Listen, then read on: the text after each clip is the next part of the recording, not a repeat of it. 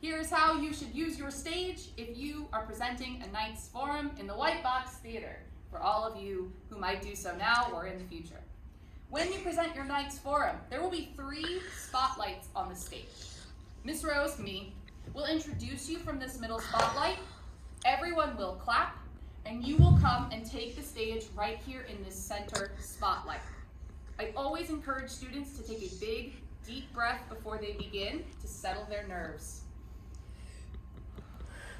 Hi, my name is Jenna Rose, and an example of a Knight's Forum begins right here in the center of the stage.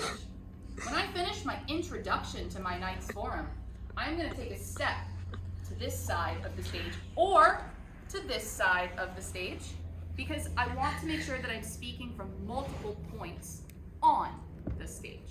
The easiest way to do that is to use the organization of your speech. I finish my introduction, I'm going to pre-practice, consider like choreograph, that I first want to move to the right. This is all personal preference, but I'll first move to the right. So when I'm transitioning to my first main idea, I would make a walk towards this spotlight. This is important because this is the best spot where someone can see you, but it also gives some personal attention to one side of the audience that didn't get it in the middle.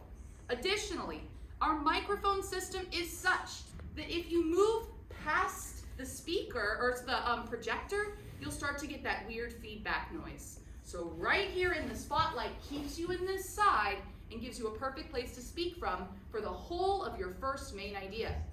While I speak my first main idea, my feet are planted. I am not doing what many kids do, which is they start to get a little pacey, or they start to walk back and forth, or they never stop moving. This all reads to an audience like nerves.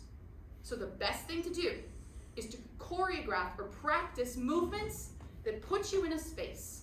So I speak my entire first main idea. I can even refer to my slides from here and point. But what I never want to do is turn my back to the audience. When I move on to my second main idea, I can cross the full stage, or if my speech is particularly long, maybe I pause in the middle here. But let's assume it's a normal length speech and I continue to my second point on stage. Right here, my second spotlight. Now you get some personal attention.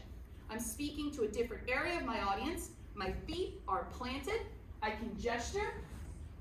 But what I did not do is walk with my back turned, right? And I'm not pacing, moving. I generally suggest you don't wear like things with sleeves or things that you would fiddle with, right? Speak, speak, speak. Now, I have a third main idea.